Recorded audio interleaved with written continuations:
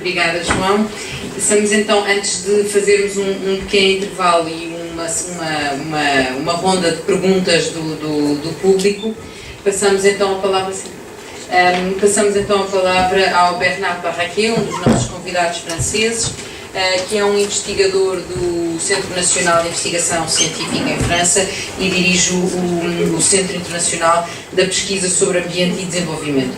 Ele está particularmente interessado, ou trabalha particularmente as questões da história, da partilha dos recursos hídricos e, portanto, traz-nos aqui também uma perspectiva mais alargada daquilo que foi o desenvolvimento à volta da questão dos recursos hídricos e também do desenvolvimento das políticas relativamente aos recursos hídricos ao longo do tempo. Obrigada.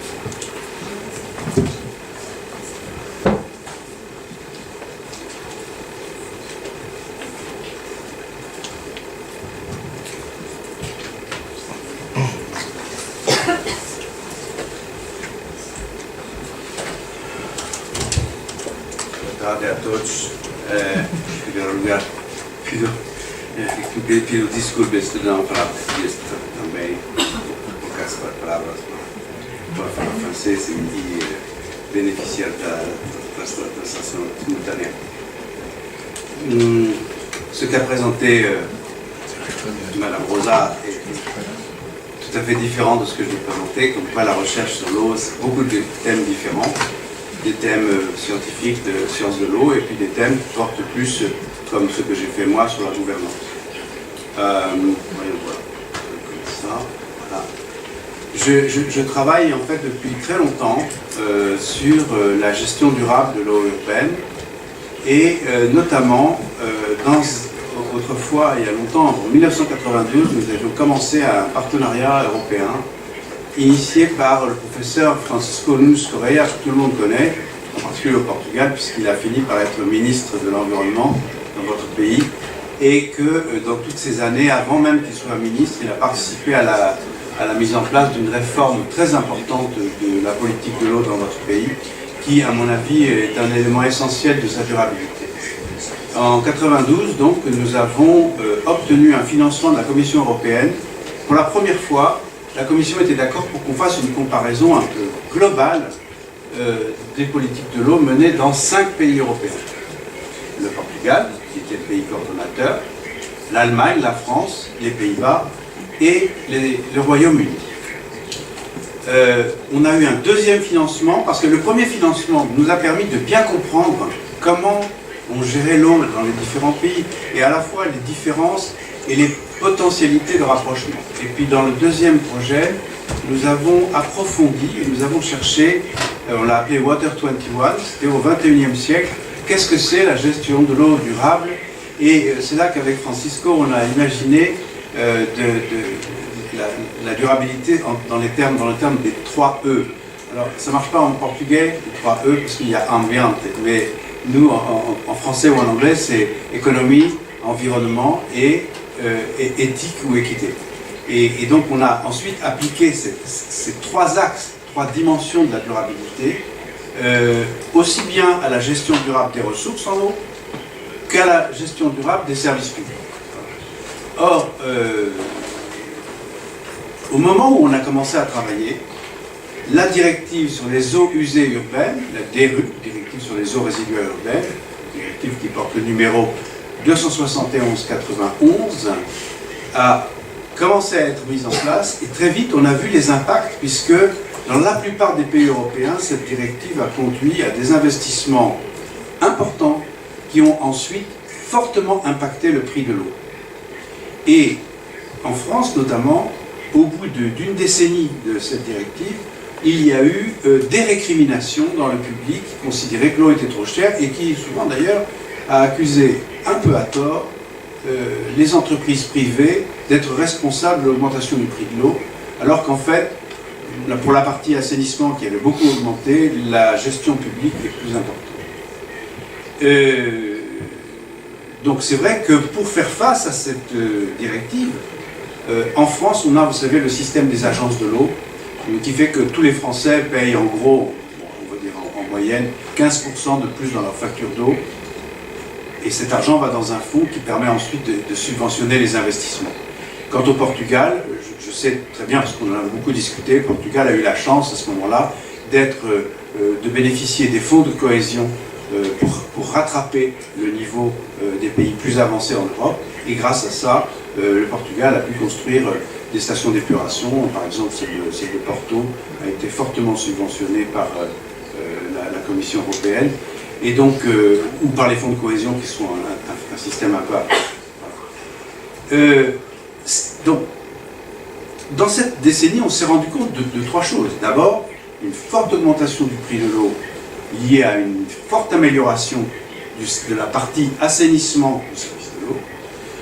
En même temps, et on l'a bien vu dans ce qui a été dit sur Lisbonne ces jours-ci, les villes qui deviennent de plus en plus grandes finissent par avoir un impact très fort sur la ressource, et du coup, on a beaucoup de mal à traiter les services de l'eau des villes séparément de la préoccupation de la ressource. Il faut se repencher vers la ressource. Et en fait, ce qu'on n'a pas réussi à faire avec Francisco à cette époque, c'est de répondre à la troisième question, qui est que, en fait, la baisse des consommations d'eau, qui est la conséquence de tout ça, des politiques qu'on a voulu mener pour réduire l'impact des grandes villes sur la ressource, pour diminuer la facture d'eau des consommateurs. Ah oui, mais justement, diminuer la facture d'eau des consommateurs, c'est diminuer les recettes des opérateurs, qu'ils soient publics ou privés.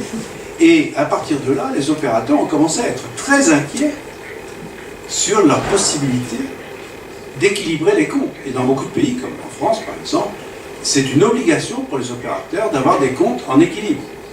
Donc si les recettes baissent, il faut augmenter le prix. Alors après, vous allez m'expliquer comment on fait pour expliquer à des Français, en particulier, des Français râleurs,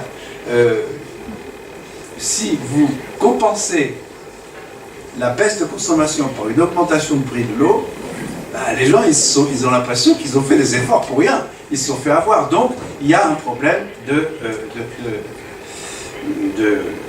de durabilité justement. Cette image, je trouve extrêmement saisissante. Je crois que l'Allemagne est un des pays, peut-être le pays d'Europe, où cette question de la durabilité se pose avec la plus grande acuité. Parce que, vous voyez, tout ce qui est en bleu foncé, c'est la partie de l'Allemagne qui, entre 2005 et 2025, donc on est déjà loin en avant, et on prévoyait en 2005 que la population allait baisser de plus de 10%. Dans le bleu clair, entre 0 et 10%, dans le jaune, rien, dans le orange, on augmente de 0 à 10%, et dans le rouge, on augmente de plus de 10%. Dans la partie où on est en bleu foncé, on se retrouve logiquement avec des infrastructures surdimensionnées. Et je connais une ville où j'ai travaillé une fois avec la capitale de la Saxe-Anhalt, Magdebourg, où le directeur de l'eau m'a dit il y a des quartiers de ma ville où l'on met 23 jours pour atteindre les dernières maisons. Pensez bien que si de l'eau a séjourné pendant 23 jours dans les tuyaux, elle est plus potable. Donc il y a un problème par rapport à la qualité du service que l'on exige en Europe. Donc par rapport à ça, les Allemands, donc c'est vrai qu'ils ont un problème parce que en Allemagne de l'Est, avant la réunification, il y avait des entreprises populaires de l'eau qui n'étaient pas municipales et qui fonctionnaient avec uniquement des aides d'État. Donc la réunification allemande a été un bouleversement complet et notamment un choc pour les Allemands de l'Est puisque les pertes ont été combattues très facilement, les consommations se sont effondrées, mais le prix de l'eau a beaucoup augmenté et les gens ont eu beaucoup de mal à le payer puisque dans les pays de l'Est, les Länder de l'Est, les gens étaient pauvres. De plus en plus, donc, les fameux Stadtwerke allemands, c'est-à-dire des entreprises municipales qui distribuent l'eau, qui gèrent aussi l'électricité, le gaz, les transports publics souvent, et les réseaux de chaleur. Ces grandes entreprises municipales transversales se sont intégrées davantage et en plus ont commencé à faire des échanges de participation avec des entreprises régionales, notamment pour l'électricité. Et donc on voit bien qu'on a un processus que l'on connaît ici au Portugal, de créer des instances de gestion des services publics qui sont renforcées par des coopérations et des institutionnalisations à des échelles supralocales. Bien sûr, les Allemands, tout le monde le sait, sont un peu les champions de tout ce qui est recyclage des eaux dans les villes, les systèmes de toilettes sèches qui permettent de réutiliser le plus possible les sous-produits, et donc les projets d'écoquartier. Et puis les Allemands sont assez en pointe pour cette partie de la durabilité qui consiste à passer des contrats avec les agriculteurs pour qu'ils ne polluent pas, avec la pollution diffuse, les captages de l'eau potable. Donc protéger l'eau potable par contrat avec les agriculteurs, des solutions territoriales, plutôt que par traitement des pollutions ensuite. Alors, ce qu'on avait fait avec Francisco et les autres partenaires, c'est de poser le problème exactement comme ça, pour la durabilité des services d'eau. Les services d'eau dans les pays d'Europe, en général, sont les meilleurs du monde. On peut même dire qu'en moyenne, nos services d'eau européens sont meilleurs que ceux des États-Unis. Parce qu'aux États-Unis, on va trouver des services d'eau extraordinaires à certains endroits, mais les États-Unis, malheureusement pour eux, c'est un pays qui a un désert au milieu. Et en fait, le pourcentage de gens qui ne sont pas raccordés au service public de l'eau aux États-Unis est plus élevé qu'en Europe en moyenne. À part peut-être dans les pays très périphériques, on peut penser à la Grèce, aux pays de l'Est, aux nouveaux pays entrants qui ne sont pas encore très raccordés. Et ça ne veut pas dire que c'est une mauvaise solution de ne pas être raccordé au réseau public. On peut en reparler. Mais on a des bons services qui sont rendus à des prix relativement modérés parce qu'on consomme relativement peu d'eau et donc en longue durée, l'infrastructure nécessaire n'est pas trop coûteuse. Mais la question qui se pose, c'est est-ce qu'on investit assez pour renouveler le patrimoine qu'on a installé? Alors là, il y a un pays qui est caractéristique de cette problématique, c'est le mien, c'est la France. Grâce à un système qu'on appelle le Fonds national pour le développement des adductions d'eau, on a réussi progressivement à raccorder toute la population. 99,8% des Français sont raccordés à un réseau d'eau potable municipal. En revanche, nous avons 5 millions de fosses septiques et nous allons les garder. Parce que nous n'allons pas étendre les tuyaux d'égout dans toutes les campagnes. Par contre, 99,8% de gens raccordés au réseau d'eau potable, ça veut dire qu'en définitive, en comptant sur tous les départements d'outre-mer de la France, nous avons 1 50 000 km de longueur cumulée de tuyaux d'eau. Ben, comment on va faire pour entretenir ça? C'est impossible, on ne pourra pas les entretenir. On va peut-être être obligé de revenir en arrière et de débrancher dans des communes rurales certaines habitations qui sont trop loin et essayer de les équiper avec des systèmes alternatifs. Si on doit faire ça, renouveler, ça va coûter très cher. Rajouter les performances environnementales qui doivent être améliorées, notamment en face des directives européennes, mais parfois aussi avec les politiques nationales. On risque d'avoir un prix de l'eau tellement élevé qu'il ne sera plus acceptable socialement. Et je vous ai dit, il y a un certain nombre de pays où cette question se pose, en particulier, alors je pense que le Portugal se débrouille très bien, mais je vous vois tout à fait un autre pays où cette question est dramatique, c'est l'Italie, où l'augmentation du prix de l'eau qui serait nécessaire pour respecter les directives européennes, les différentes directives européennes, à mon avis, en Italie, il faut en moyenne tripler le prix de l'eau. Tripler le prix de l'eau, politiquement, personne ne le fait. Et donc, il y a une véritable révolte contre la politique de l'eau, et vous pouvez comprendre, dans ce domaine environnemental comme dans d'autres, pourquoi l'Italie est maintenant en opposition assez forte avec la politique de l'Union européenne et se reculoir. Il va falloir essayer de trouver des solutions, mais ce n'est pas facile. Alors, le problème, c'est que ces trois axes de durabilité, avec la consommation qui baisse, on s'est aperçu que c'était pas facile de les atteindre en même temps. Et que si on prenait une bonne mesure dans un axe, dans une des dimensions, elle risque d'avoir un effet négatif dans un autre axe. Et donc c'est pour ça qu'on a rajouté un quatrième axe. Je dis à mes étudiants, c'est comme les trois mousquetaires. Il y a les trois mousquetaires, mais le personnage le plus important du roman, c'est D'Artagnan. Et là, notre D'Artagnan, c'est la gouvernance. La bonne gouvernance pour arriver à réconcilier les différents sujets.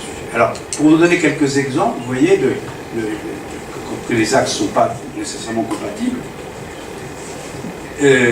Dans tous les pays, on paye l'eau essentiellement au volume. Je vous ai dit, la consommation d'eau baisse parce qu'on veut faire des économies. Ça va à l'encontre des potentialités de renouvellement du patrimoine. complet, c'est risquer de rendre les services d'eau inabordables pour les plus démunis, y compris dans nos pays les plus riches. Les tarifications sophistiquées peuvent avoir des effets contre-intuitifs, et je me suis attaché à démontrer cela. Et je travaille là-dessus avec des collègues portugais qui font les mêmes études. Nous travaillons sur les effets redistributifs des tarifs de l'eau.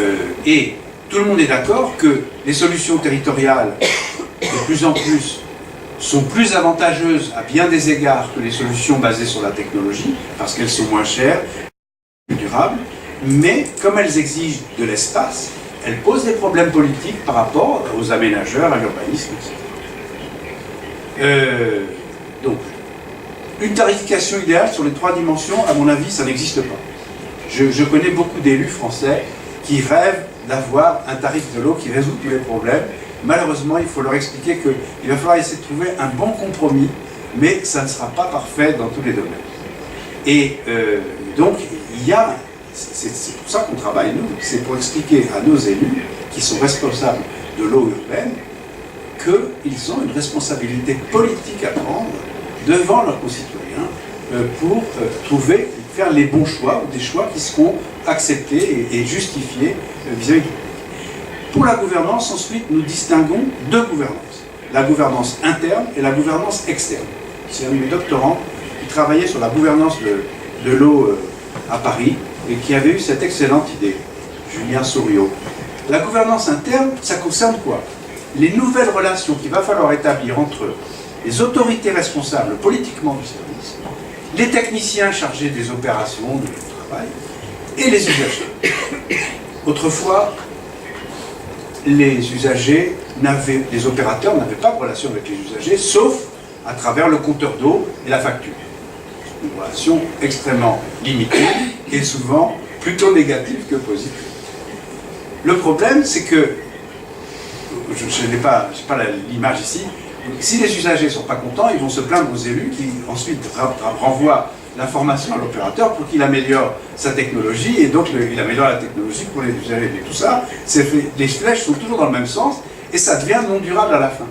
Et du coup, on se dit, mais alors plutôt que de toujours courir derrière plus de technologie et des coûts plus élevés, ben, il faut asseoir tout le monde autour d'une table et discuter sur comment on va devenir plus durable, comment on va faire de nouveaux choix, et notamment, on voit bien avec tout ce qui est smart, on en a parlé beaucoup dans notre visite ce matin, grâce aux compteurs intelligents, on peut lutter contre les fuites beaucoup plus vite qu'autrefois, et l'opérateur, du coup, va avoir une relation directe avec les particuliers.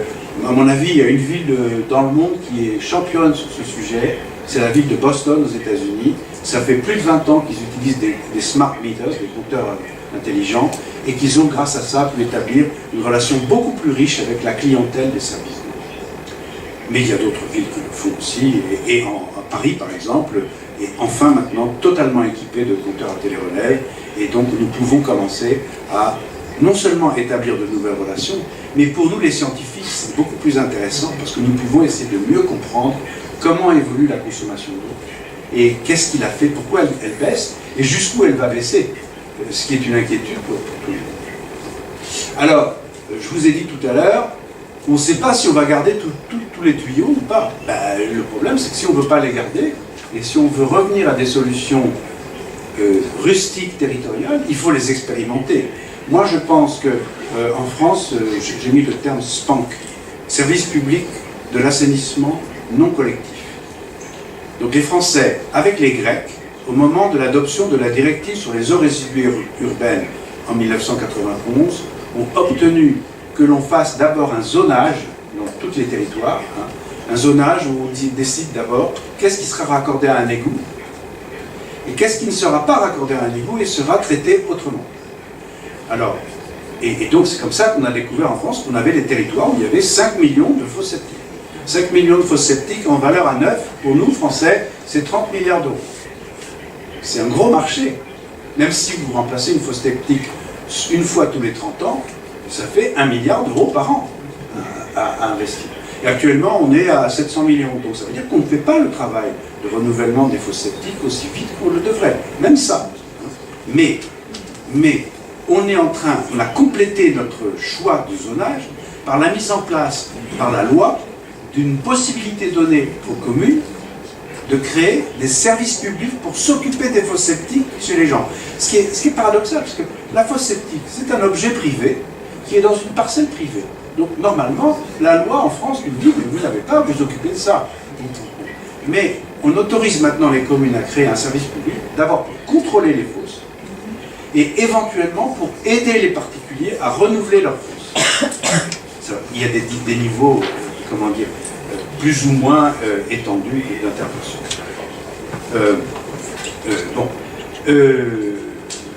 Alors, l'une des craintes que l'on a, c'est que, on voit, je veux dire, en Allemagne, les gens font des écoquartiers, donc ils essayent, dans ces écoquartiers, la politique de l'eau consiste à essayer vraiment de récupérer le plus possible des eaux qui ont déjà été utilisées pour diminuer la pression sur la ressource. Okay. En France, on a beaucoup moins ça. Dans les écoquartiers français, il n'y a pas beaucoup de projets qui portent sur l'eau. Par contre, on a une véritable épidémie de Français qui creusent un puits chez eux en se disant « j'en ai ras-le-bol de payer l'eau trop cher, je vais faire des économies en creusant un puits ou en récupérant l'eau de puits ». Et nous avons beaucoup travaillé là-dessus aussi, parce que, mais pas d'une manière très enthousiaste. En tout cas, parce que si les gens font ça sans rien dire, premièrement, ils peuvent contaminer la nappe, deuxièmement, ils peuvent renvoyer de l'eau non traitée dans le réseau public, et troisièmement, par le fait qu'ils trahissent le service public collectif, ils le quittent, ils diminuent les recettes, et donc ils fragilisent le service. Le pire, c'est que ces gens-là, ils vont utiliser leur eau quand ils en ont. Mais quand ils n'en ont pas, typiquement dans une période de grave sécheresse, ils vont se retourner sur le réseau public, et donc ils vont aggraver le phénomène de pointe, de demande, qui est précisément le problème le plus difficile à gérer pour les services et qui augmente leur coût. À partir de là, c'est difficile. Et le débat sur les tarifs de l'eau se complique considérablement parce qu'on s'aperçoit que si on veut faire des tarifications, par exemple, incitatives, qui font payer plus cher l'eau des gros consommateurs, ceux-ci risquent de s'enfuir, d'aller ailleurs. Et donc, on n'aura pas résolu le problème. Je peux parler là très clairement et explicitement de ce qui se passe en Wallonie, en Belgique, où mes collègues sont très inquiets de voir que les tarifications compliquées qui ont été mises en place ont pour conséquence un peu catastrophique que les gros usagers quittent le service public et donc le laissent orphelin de grosses consommations d'eau qui rapportaient des revenus réguliers. Oui. Donc, le problème, c'est nous avons besoin de facteurs déterminants, de mieux comprendre les consommations d'eau, comment elles évoluent. Alors, là, j'ai deux images qui vous montrent un peu le type de travail qu'on peut faire. On peut tout simplement, on a imaginé ça à partir de ce qui se fait déjà dans certaines villes, notamment à Los Angeles, aux États-Unis. On croise les données du compteur d'eau avec une photo aérienne qui montre la maison. Le logiciel dit en gros quelle devrait être la consommation de cette maison, si elle a une piscine, si elle n'a pas de piscine, s'il y a 2 voitures garées devant le soir, etc. On voit à peu près le nombre de gens qui habitent. On imagine la consommation et on compare avec ce que dit le compteur. Et là, on a des surprises. Et si on a des surprises, on va voir. Et on discute avec les gens, non pas du tout pour les punir, mais pour leur dire, vous pouvez avoir une fuite, on va vous aider. Voilà. Et au passage, oui, en France, on peut aussi en profiter de cette technologie pour trouver les gens qui ont fait un forage privé d'eau souterraine et qui ne l'ont pas déclaré alors que la loi les y oblige. L'autre projet qu'on fait, c'est ça, c'est, comment dire, mettre en place un logiciel qui permet d'évaluer la distributivité du tarif entre les différentes catégories d'usagers. Vous prenez la consommation d'eau, elle corrèle d'abord avec la taille de la famille, le nombre de gens qu'il y a derrière un compteur. Vous prenez le nombre de gens, vous avez une première axe et un deuxième axe qui est, comment dire, ça peut être le niveau de revenu, puisqu'on sait que, même si ce n'est pas très important, les gens plus riches consomment plus d'eau que les gens plus pauvres. Mais pas beaucoup. Okay. Et après, vous allez appliquer un tarif de l'eau. Et vous allez voir, dans ces gens, alors c'est l'image d'après, on arrive à cette image où on voit sur les 10, si on peut découper les gens de revenus en 10, le nombre de membres du ménage en autant qu'on veut, 7, 8, etc. Ça passe. On regarde qui paye dans chaque case moins de 1%, si dans une case on paye moins de 20%, plus de 3%, on va entre les deux. Pourquoi 3%? Parce que les premiers qui ont fait ce travail, c'était les Anglais, Fitch et Price, qui ont été les premiers, suite à la privatisation de l'eau en Angleterre et à la peur que tout le monde avait que le service de l'eau devienne inabordable pour les plus. Ils ont commencé à faire ces analyses-là. Et nous, on a décidé de mettre carrément ça dans un ordinateur. On n'a pas obligé de faire un tarif de l'eau tout de suite et de voir après qu'il pose des problèmes sociaux. On peut le faire avant sur le logiciel et ça évite de faire des bêtises pour les gestionnaires. Donc on est en train de chercher des villes et notre logiciel est prêt maintenant pour voir ce qui se passe. C'est pas tout à fait intéressant d'ailleurs, je dirais juste ça, si vous mettez en place une tarification incitative et progressive pour faire payer l'eau plus cher aux gros consommateurs, il faut faire très attention parce que si ça se trouve, vous allez arriver à faire payer l'eau plus cher aux familles nombreuses pauvres. Et ça a déjà été écrit beaucoup pour les pays du tiers-monde, mais moi je prétends que c'est possible aussi que ça nous arrive pour nos pays à nous. Alors il faut vérifier. Bien évidemment, là j'ai pensé à Elena Alegre qui a présidé pendant des années un groupe de travail de l'International Water Association sur cette question de l'entretien à long terme du patrimoine technique. Hein. Là il y a une liste de logiciels qui ont été faits. Voilà. Et j'en viens pour finir à la gouvernance externe, aux relations entre les services et les ressources. Pour moi, la gouvernance externe, c'est une unité de distribution d'eau, que ce soit le LENEC ou ce qu'on a vu à Guazotejo Atlantico, une unité qui gère un service. Elle a des voisins, elle a un régulateur en face d'elle, elle a des experts consultants, des entreprises privées qui l'aident, elle a toute une sorte de relations. Mais je crois que on peut parler de tout ça et de la gouvernance de tout ça, bien évidemment. J'insiste ici seulement sur un point, c'est que la gouvernance externe, c'est d'abord et avant tout les nouvelles relations qu'une unité de gestion d'un service d'eau des villes va devoir entretenir et créer pour créer et entretenir avec la gestion de la ressource. Surtout avec le changement climatique qui nous complique encore la vie. Hein. Maîtriser la pluie en ville, réutiliser les eaux usées face à des pénuries, donc face aux deux grands types d'événements extrêmes, il y a des choses à imaginer et bien évidemment, en France on se rend bien compte, je pense que partout on se rend bien compte que appliquer la directive cadre sur l'eau en Europe, c'est vouloir effectivement réconcilier les usagers de l'eau avec la ressource. Parmi ces usagers de l'eau, l'usage de l'eau qui donne la plus grande valeur à l'eau, en moyenne, partout, c'est le service public de l'eau. Parce que c'est là où on trouve le plus gros chiffre d'affaires. Autrement dit, tout bêtement, pour une augmentation de 1% du prix de l'eau à Paris ou à Lyon, on a beaucoup d'argent pour s'occuper de la ressource. Donc il y a une responsabilité économique du service public de l'eau dans une meilleure gestion de la ressource. Mais d'un autre côté, et d'ailleurs dans le rapport que le président Launay est en train de rendre, ou a rendu à notre ministre, il y a cette question. Mais la deuxième question qui vient après, oui d'accord, mais la facture d'eau elle n'est pas extensible. Devons-nous tout faire payer dans la facture d'eau ou bien reporter une partie de cette relation, du coût de la relation entre services publics et ressources, sur les impôts locaux. Les Français ont créé il n'y a pas très longtemps une taxe qu'on appelle la GEMAPI, une taxe que les collectivités locales peuvent prélever pour améliorer leur financement de la gestion de l'eau, du milieu aquatique et de la prévention des inondations. Je prétends que cette taxe va devoir jouer un rôle plus important pour éviter de tout faire porter sur la facture. Voilà. Alors, je ne peux pas faire cet exposé sans montrer ce qui s'est passé au Portugal, qui est quand même une success story, à savoir, cette carte elle est déjà ancienne maintenant, mais c'était en plein processus de constitution de Águas do Portugal et des multimunicipais qui ont été mises en place avec des entreprises publiques, 50% Águas do Portugal, 50% partagés entre les communes des territoires où il y avait des problèmes d'eau. Donc c'est une illustration typique d'un phénomène qu'on trouve partout dans le monde, une des solutions à laquelle tout le monde recourt face aux enjeux du changement climatique, aux enjeux de la gouvernance externe, c'est ce qu'on appelle en anglais le upscaling.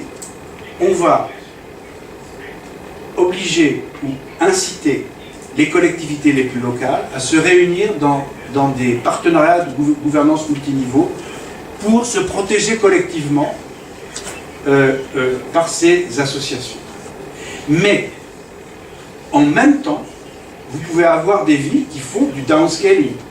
Je pense d'ailleurs à l'Australie, où vous avez des villes comme Perth, qui construisent des nouveaux quartiers, où explicitement on demande aux gens de réutiliser les eaux des douches, les eaux grises pour faire marcher les toilettes. Ça, c'est typiquement du downscaling. Voilà. Mais on peut aussi, et on va continuer, à utiliser l'amélioration et la sophistication des choix techniques. Et en bas, vous avez une photo d'un compteur à télérelais, un smart meter, et à côté, cette photo, c'est l'usine de dessalement de l'eau de mer de Barcelone, qui, après avoir rêvé que pour sortir de son problème de manque d'eau, elle allait devoir aller chercher de l'eau jusque dans le Rhône, en France, a fini par comprendre, je crois que j'y ai un peu contribué, que ça lui coûterait beaucoup moins cher de dessaler l'eau de mer. Et maintenant, en plus, Barcelone utilise la même technologie de cette usine-là pour filtrer à nouveau l'eau qui sort de la station d'épuration et recharger la rivière en amont de l'usine d'eau potable. Donc, Barcelone est une des villes qui ferme le petit cycle de l'eau par rapport dans un problème d'accès à la ressource. Ici, j'ai mis ce qui allait se passer en France. La France, il faut suivre ce qui se passe en France parce qu'on a le Big Bang des services d'eau. C'est savoir les réformes successives qui ont fini par réussir à forcer les petites communes à se regrouper dans des entités beaucoup plus vastes, beaucoup plus concentrées, qui fait qu'on va diviser nos services d'eau par 10, et du coup, on peut penser qu'ils seront beaucoup plus durables. Et pour la discussion, M. Collin et M. Launay pourront dire des choses que je ne suis pas capable de dire parce que les choses vont trop vite pour moi. Dernière chose, c'est dans les études qu'on peut faire, vous voyez, ça, typiquement dans la gouvernance externe, les scientifiques peuvent apporter ça. Ici, c'est Bordeaux. Bordeaux va manquer d'eau parce que c'est une ville qui connaît une forte croissance de population. Et là, on a mis en colonne toutes les solutions possibles alternatives pour trouver de l'eau. Des kits économiseurs d'eau qui apparaissent comme les plus intéressants, vous voyez, en haut, tout en haut. Racheter de l'eau à une association d'irrigants, ASA. Créer de nouvelles ressources en eau, en allant chercher de nouveaux forages. Et vous voyez que c'est le pire de tout, c'est la récupération de l'eau de pluie qui est en moyenne, la technologie, si vous le faites à l'échelle du pavillon, de l'habitat individuel, ça coûte horriblement cher et vous n'avez pas beaucoup d'eau. Donc, notre étude a conduit à dire à Bordeaux, le plus important, c'est de lutter contre les pertes d'eau dans les immeubles collectifs. C'est comme ça qu'on va gagner. Alors après, on a refait exactement la même étude, mais cette fois-ci en prenant en compte le fait que certaines solutions seront mises en œuvre plus tard, et donc on en a diminué le coût en utilisant le taux d'actualisation. Et du coup, vous voyez ici, est-ce que j'ai un... ah merde, pardon, je ne vais pas le faire. On voit que Sainte-Hélène, qui était plus bas, est remontée. C'est-à-dire que comme c'est un projet qui, à l'époque où on a fait notre travail, n'était pas pour tout de suite, il restait très bien en course. Et finalement, l'histoire a tranché, la consommation d'eau a tellement augmenté à Bordeaux qu'ils ont décidé de faire Sainte-Hélène. Mais tout en faisant aussi, bien sûr, les autres politiques d'économie d'eau dans les appartements des HLM, des habitats collectifs, etc. Voilà, donc, le type de travaux que nous avons fait pendant toutes ces années. Et moi, maintenant, vous savez, ça fait déjà 5 ans que je suis à la retraite. Et j'aime bien quand on m'invite à parler des travaux que j'ai faits avec mes amis portugais, toujours. Je continue à être au conseil scientifique de l'agence de l'eau, du comité de bassin de l'agence de l'eau Rhône-Méditerranée. En ce moment, nous faisons une expertise sur le thème « Est-ce que c'est normal, est-ce que c'est justifié de résoudre les problèmes de manque d'eau des agriculteurs en leur faisant des retenues d'eau supplémentaires ?» Et là, j'ai juste un exemple, et vous serez sensible à ça au Portugal. En Espagne, sous Franco, on a fait 1000 réservoirs de stockage d'eau. 1000. Aujourd'hui, on n'arrive plus à les remplir. Parce que le changement climatique fait qu'on ne peut plus les remplir. Vous vous rendez compte? Donc ça veut dire qu'à long terme, ces investissements n'étaient pas forcément des bons investissements. Aujourd'hui, on doit se poser les questions et donc utiliser la bonne économie pour faire ça. Voilà. Et puis donc, je continue à venir régulièrement parce que vous avez ici, entre l'Instituto Superior Técnico et la Faculdade de Direito de l'Université de Lisbonne, et par la participation du NENEC bien sûr, tous les ans et demi, une conférence sur un aspect de gestion durable de l'eau à laquelle on me fait l'honneur de m'inviter et je suis très content. Vous trouverez sur le blog qui est en bas beaucoup d'informations sur les travaux que nous avons faits qui sont parfois franco-français, parfois européens et en tout cas, pour ceux qui ne lisent pas le français, il y a un lien, vous cliquez sur Athens. C'est un logo de l'Union européenne qui porte le même nom que la capitale de la Grèce. Et dedans, vous trouverez des tas de présentations sur la problématique de gestion durable des services d'eau dans tous les pays d'Europe, y compris justement la Grèce, la Pologne, où on n'a pas couvert tous les pays de l'Est parce que le problème, c'est que j'étais obligé, quand je partais à la retraite, j'ai dû arrêter de faire ce tour. Mais avant, on les a stockés dans notre blog. Je vous remercie infiniment de m'avoir écouté longuement.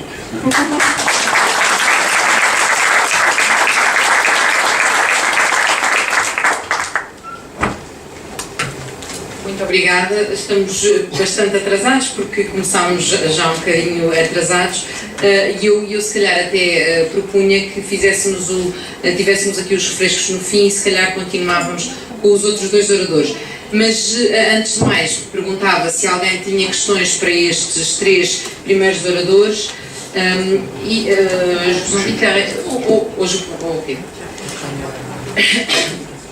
temos já aqui uma pergunta, se calhar juntamos, vamos interromper apenas para duas perguntas porque estamos um bocadinho atrasados e então desde já dou a palavra aqui ao...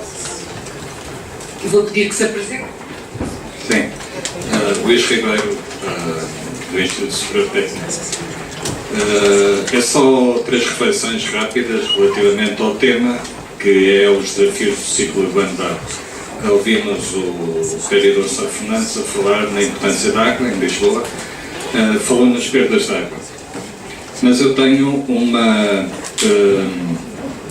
uma opinião otimista relativamente às perdas de água. Na realidade não são perdas de água, porque se refletirmos sobre o ciclo urbano de água, tudo que é perda é ganho para outro sistema.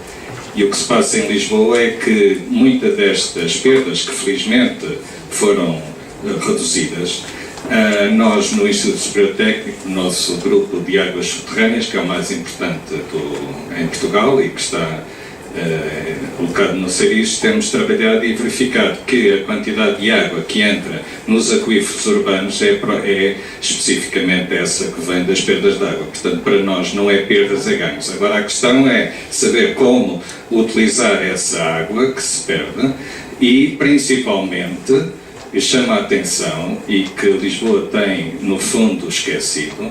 Em Lisboa existem muitas áreas com enormes reservas de água subterrânea. E posso dar exemplos, quer na zona de Monsanto, Tapada da Ajuda, zona de Belém, zona de Lumiar, há muitas zonas. Não.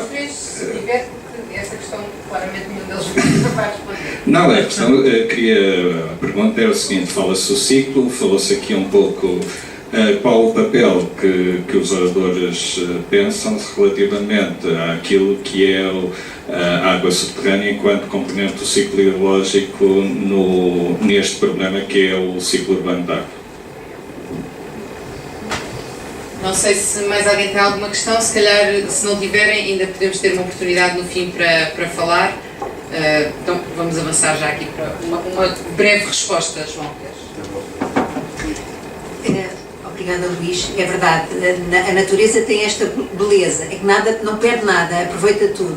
Eu acho que não vale a pena trazer água de Castelo de Bode, tratá-la, clorá-la e depois perdê-la para infiltrar.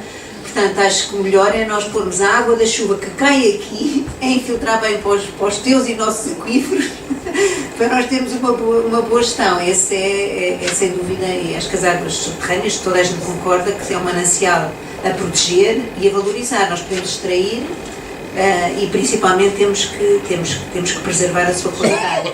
Agora, não com água que vem do sistema de abastecimento.